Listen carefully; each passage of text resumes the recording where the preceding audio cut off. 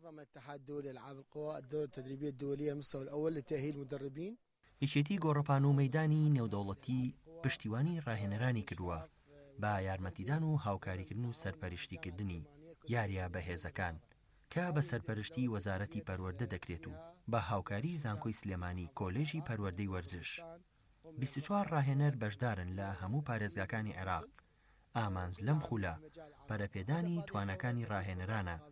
ڕاستی ئەم خولە 11 ڕۆژ دەخایەنێت بۆ پێشخستنی ئاستی توانایان بە شێوازی تیۆری و پراکتیکی، دواتریش لە سەر ئاستی نێودەوڵەتی بڕوانامە بەدەستدێنن لە سەر ئاستی سێەم بۆ زانستی وەرزش.